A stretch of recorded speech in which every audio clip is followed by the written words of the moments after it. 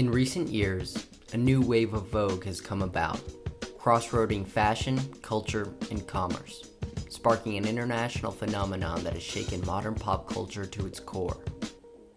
An entire commercial society has risen up, built around a single commonality, a fascination with shoes, bringing up an entire economy dedicated to the purchase, sale, and resale of high-end sneakers.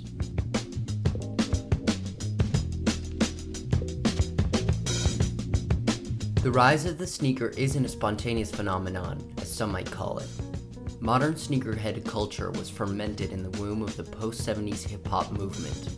It's a child of the philosophy concocted by the b-boys of New York and LA that developed a culture of customized clothing. A culture that eventually worked itself into the spotlight through the burgeoning rap scene in the early 80s. Look no further than the Adidas Superstars, arguably the most iconic trademark of the hip-hop group Run DMC. But nothing was more important to the rise of the sneakerhead than the granddaddy itself. Money's gotta be the shoes. Shoes? Shoes. Shoes. You sure it's not the shoes? I'm sure, Mars. What about the shoes? No, Mars. Money's gotta be the shoes.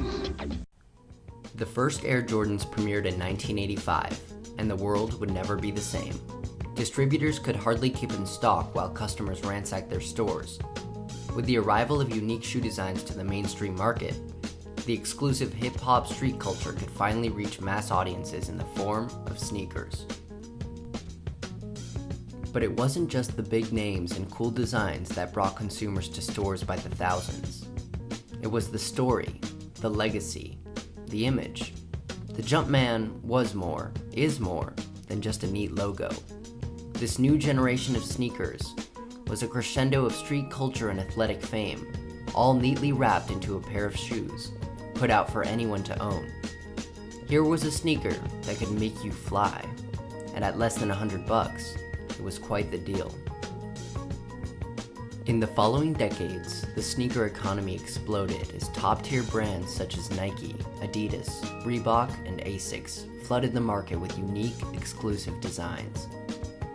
Thus, with the gods of hype raining shoes down upon the land of men, an entire subculture was born, dedicated to the craft of sneaker purchase, sale, resale, and collection.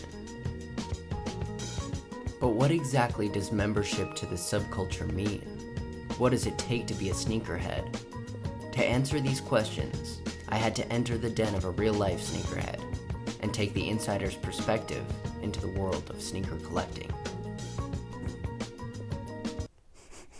Wait, can you repeat that again? I think it means to kind of care, really care about your shoes. If you're the kind of guy who sits down after you come home and you notice there's dirt on your shoe and you clean it, you're a sneakerhead. If you care about shoes more than you care about basically anything else, then I think you're a sneakerhead. If you collect shoes rather than just to wear them, I feel like you're also a sneakerhead there. If you're the kind of guy who's probably your sneaker is the priciest point of your entire outfit, then that kind of tells something about that probably this guy really cares about his shoes more than anything else. He bases his clothing around his shoes. Rather than basing your clothing around what your t-shirt is, what your jeans are, you base what you're gonna wear around your shoes. Well, yeah, I got a job to basically fund for my, obsession with sneakers, and even at school, you'll probably see me if you look over at my computer. I'm on some sort of sneaker website. Weekends are basically either drop days and stuff, so I always make sure I know what's happening, and if there's something that I should get, then I'll for sure try to buy it. So I got my two worlds going on at once. I have bought a lot of shoes, and a lot of my money does go to that. Let's say once I get my paycheck, I'll probably wait for a sneaker release that I'm really into, and then I'll instantly probably go to shoes.